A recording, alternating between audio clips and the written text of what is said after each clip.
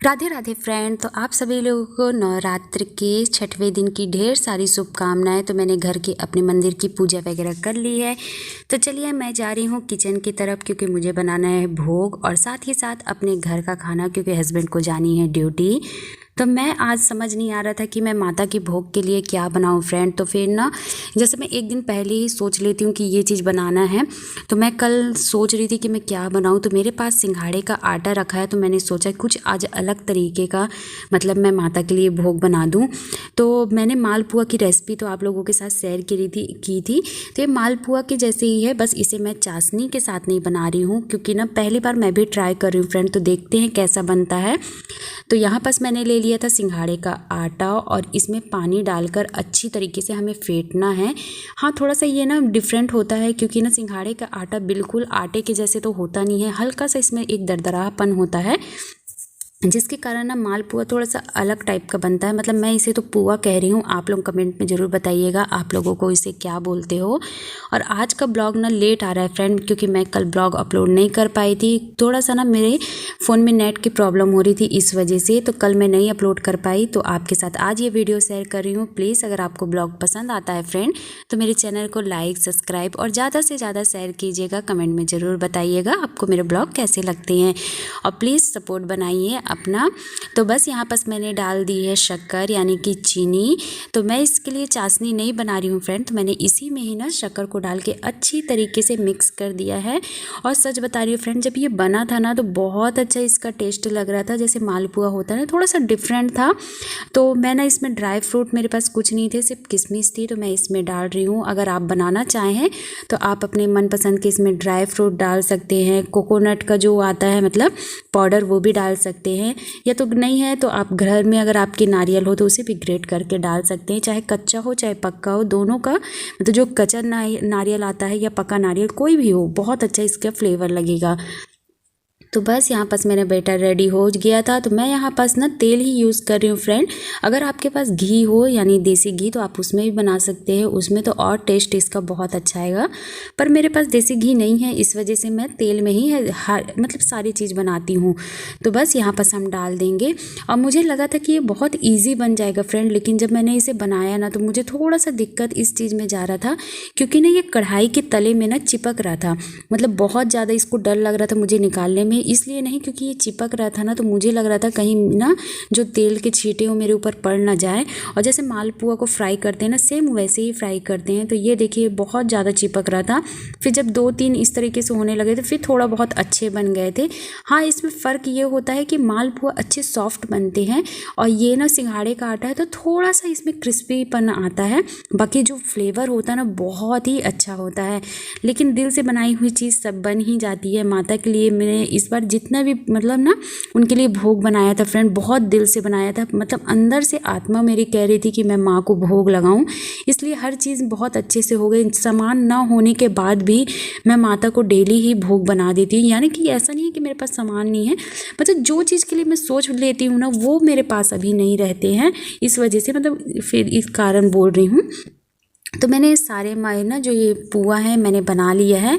अब मैं जाऊंगी माता को भोग लगाने के लिए। तो यहाँ पास मैं निकाल रही हूँ प्लेट में। दर्शु आ गई थी, दर्शु भोग करने लगी थी, क्योंकि जब से लड्डू गोपाल घर में लेकर आई हूँ ना, तो जैसे उससे बोलूँगी कि भोग लगाना है, तो वो पहले चले जाएगी।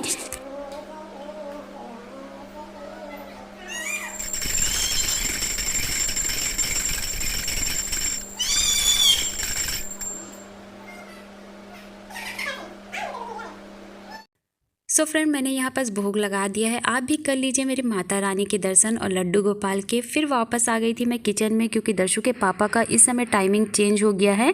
पहले दर्शु के पापा को ना 10:30 बजे तक पहुँचना रहता था, लेकिन अब दर्शु के पापा को 10 बजे अपने घर मतलब ड्यूटी पे पहुँचना ही है। Bye bye.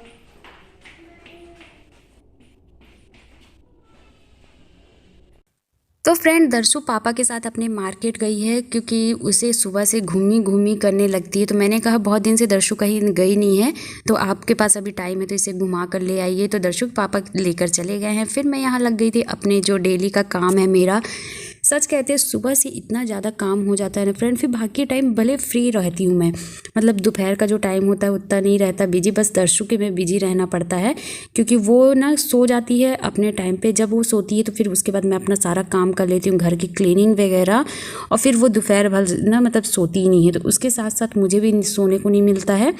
तो मैंने यहाँ पर दाल बना ली थी, साथ ही साथ सब्जी को फ्राई कर दी है और लगा लिया है रोटी के लिए आटा। और मैं ना दाल में टमाटर डाल के पहले ही इसे पकने के लिए रख दी थी, तो आज इसे मैं सिर्फ ना जीरा राई से बस तड़का लगा रही हूँ।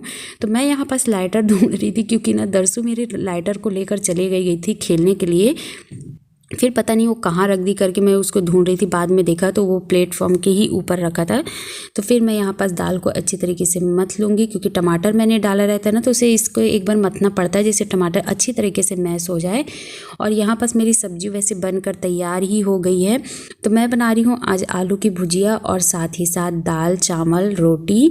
और दर्शु के पापा वैसे दाल चावल लेकर नहीं जाते हैं और ना इस वजह से तो उनके टिफ़िन में मुझे सब्जी और रोटी रखनी पड़ती है। तो यहाँ पास मैंने लगा दी थी दाल में फ्राई।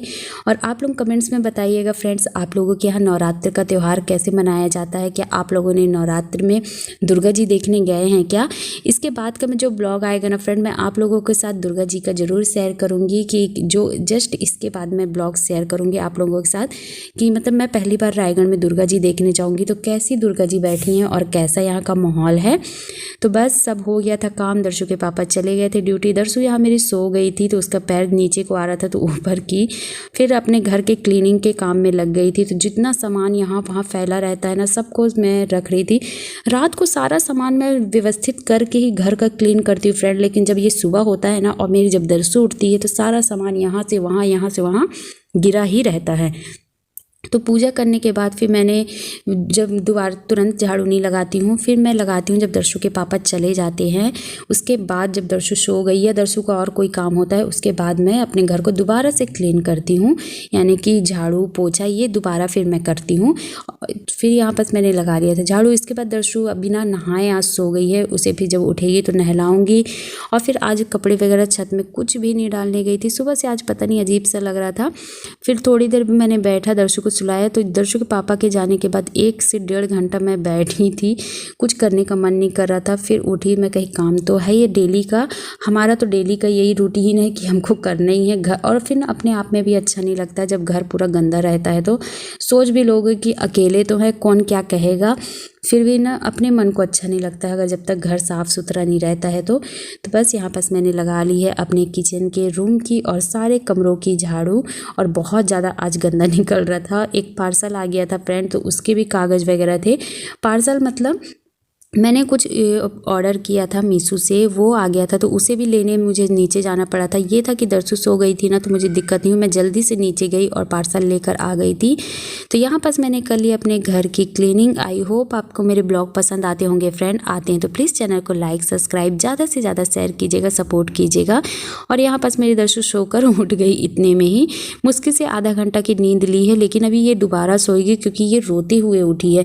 जब इसकी नींद पूरी हो जाती है ना फ्रेंड तो ये रो कर नहीं उठती है, अगर नींद पूरी नहीं होती ना तो ये रोते हुए उठती है। मैं यहाँ पास जल्दी जल्दी पोछा लगाने में लगी थी जिससे मेरा पोछा लग जाए, फिर मैं दर्शु का हाथ पैर धुल के